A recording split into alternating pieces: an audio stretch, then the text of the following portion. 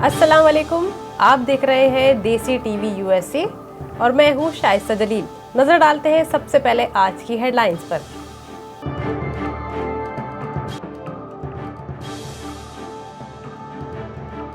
America और Iran के दरमियान कशीदगी। अमेरिका ने तेल से भरे ईरान के 4 जहाज अपनी तहवील में ले लिए।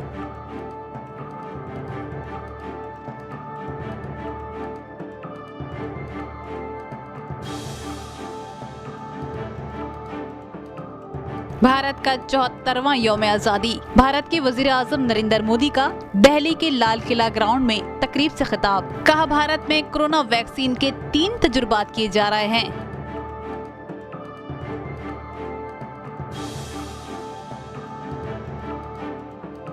भारत के यौम आजादी पर दुनिया भर के कश्मीरियों ने यौम सियाह मनाया। भारत के ज़ेर इंतजाम कश्मीर में सख्त पाबंदियां। कश्मीरी हुर्रियत रहनुमा यासीन मलिक की अहलिया मिशाल मलिक कहती हैं, हिंदुस्तानियों मत भूलो, जश्न तले कश्मीरियों का खून है।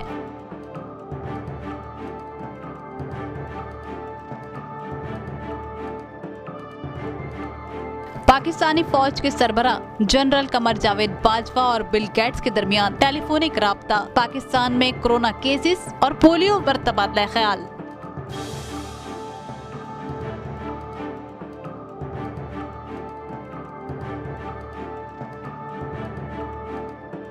बैरूत बंदरगाह पर धमाकों में अगर इसराइल मुलव्विस निकला तो उसे संगीन नताइज भुगतना होंगे। हिजबुल्लाह की इसराइल को वार्निंग।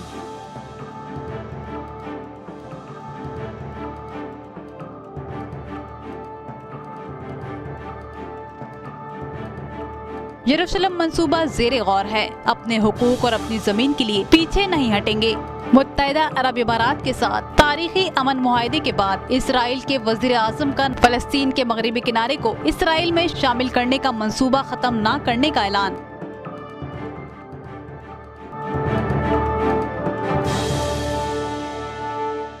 अब खबरें तफसीलात के साथ।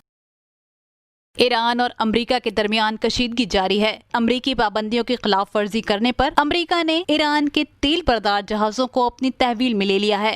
अमेरिका ने लातीनी अमेरिका के मुल्क वेनेजुएला जाने वाले तेल से भरे 4 ईरानी बहरी जहाज अपने कब्जे में ले लिए हैं। अमेरिकी हुकाम का कहना है कि अमेरिका की जानिब से ये इकदाम तेल की तरसील पर अमेरिकी पाबंदियों की खिलाफ वर्जी पर किया गया है। अमेरिकी हुकाम का कहना है कि ईरान वेनेजुएला को तेल की सप्लाई कर रहा था। अमेरिका ने वेनेजुएला और ईरान पर तेल सप्लाई करने पर पाबंदियां लगा रखी हैं। वेनेजुएला में तैनात ईरानी सफीर ने ईरान के बहरी जहाज अमेरिकी तहवील में लिए जाने की तरदीद की है। ईरान की जानिब से इस हवाले से मजीद कोई बयान सामने नहीं आया।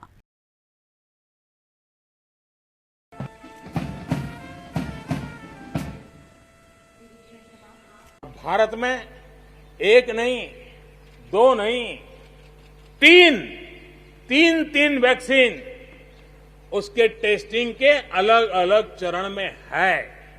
भारत का 74वां यौम आजादी रिवायती जोश और जज्बे से मनाया गया। वहीं भारत के वजीर आजम नरेंद्र मोदी ने 74वें यौम आजादी के मौके पर नई दिल्ली के लाल किला ग्राउंड में परचम कुशाई की तकरीब में शिरकत की। परचम कुशाई के बाद भारत के वजीर आजम नरेंद्र मोदी ने खिताब किया। भारतीय अवाम को कोरोना वैक्सीन की खुशखबरी सुनाई है। भारत के वजीर आजम नरेंद्र मोदी का कहना है, भारत में कोरोना वैक्सीन के 1 नहीं 3 तजुर्बात किए जा रहे हैं। जल्द ही भारत में कोरोना के खिलाफ वैक्सीन तैयार कर ली जाएगी। जैसे ही भारतीय साइंसदानों ने इस वैक्सीन की मंजूरी दी, कोरोना की वैक्सीन की बड़े पैमाने पर तैयारी शुरू कर दी जाएगी। नरेंद्र मोदी ने भारत के कौमी दिन पर खिताब करते हुए कहा, सेहत, मईशत, खुद किफालत भारतीय हुकूमत की अव्वलीन तरजीहात हैं। अपने खिताब में चीन और पाकिस्तान का नाम लिए बगैर कहा कि हिंदुस्तान की तरफ निगाह उठाकर देखने वालों को मुनासिब जवाब दिया जाएगा। चीन के साथ बढ़ती हुई कशीदगी पर नरेंद्र मोदी ने कहा कि LOC से लेकर LAC तक मुल्क की खुदमुख्तारी और सालमियत पर किसी ने आंख उठाई तो मुल्क की फौज ने उसका उसी जबान में जवाब दिया।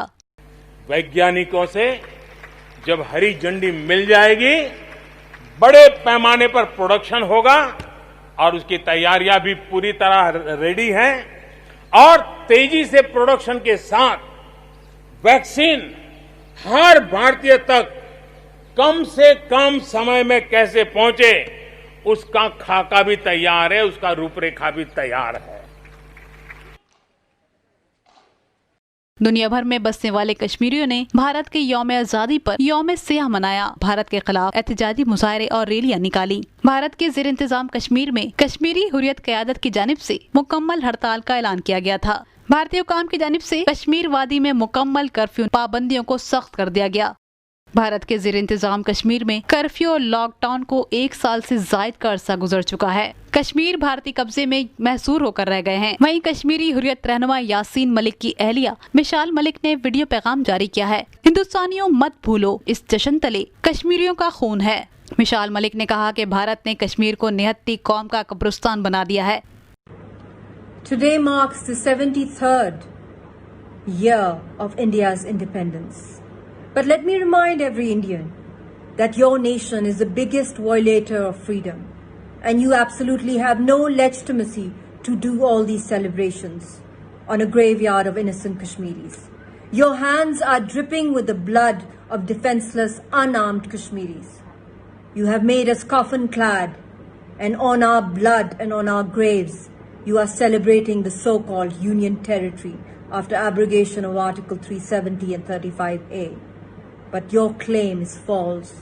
You have no right to do all these celebrations and make such tall claims unless and until Kashmiris get their right to self-determination.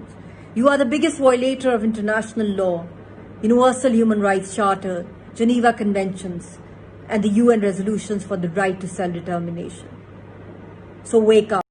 Microsoft के बानी और bill and Melinda Gates foundation के शरीक चेयरमैन बिल गेट्स और पाकिस्तानी फौज के सरबराह general कमर बाजवा के दरमियान टेलीफोनिक राब्ता हुआ है। टेलीफोनिक राब्ते में पाकिस्तान की कोरोना वायरस से निमटने के लिए हिकमत अमली और मुल्क में जारी इंसदाद पोलियो मुहिम पर बात की गई। माइक्रोसॉफ्ट के बानी बिल गेट्स ने पाकिस्तान में इंसदाद पोलियो मुहिम के लिए पाकिस्तान की काविशों और पाकिस्तानी फौज की कामयाब इकदामात की तारीफ की। वसाइल की कमी के बावजूद कोरोना वायरस के खिलाफ पाकिस्तान का किरदार काबिल तारीफ है। उन्होंने कहा कि पाकिस्तान में बच्चों की सेहत की बेहतरी के लिए ताउन जारी रखेंगे। पाकिस्तान के army chief general Qamar Javed Bajwa ने कहा, पोलियो फ्री पाकिस्तान एक कौमी मकसद है। पोलियो से पाक पाकिस्तान के लिए कोशिशें हमारा कौमी फरीजा है। जनरल बाजवा ने कहा कि पोलियो के खात्मे के लिए वर्कर्स मोबाइल टीमें और तमाम इदारों का किरदार अहम है।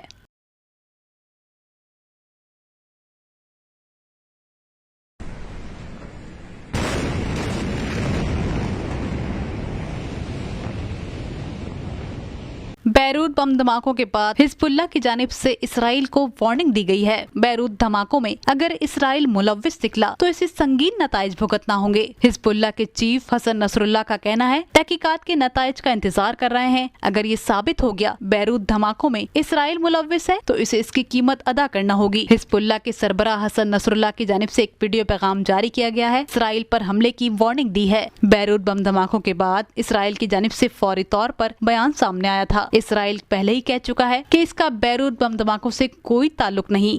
लबनान के दारुल हुकूमत शहर बैरूत में बम धमाकों में 200 से ज्यादा अफराद हलाक, 6000 से ज्यादा जख्मी हुए थे। हजारों अफराद बेघर हो गए हैं। बड़े पैमाने पर जानी और माली नुकसान देखने में आया।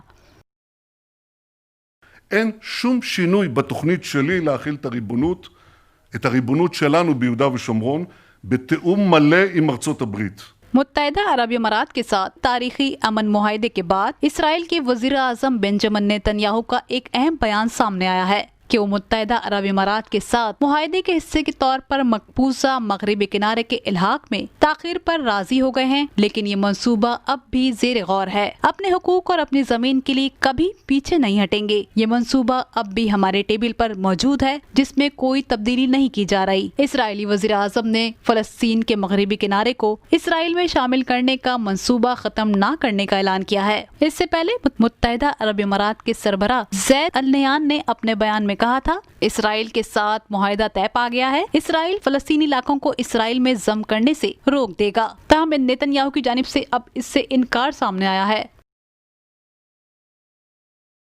ये थी आज की अहम खबरें। खबरों का मजीद अहवाल जानने के लिए देखते रहिए देसी टीवी यूएसए।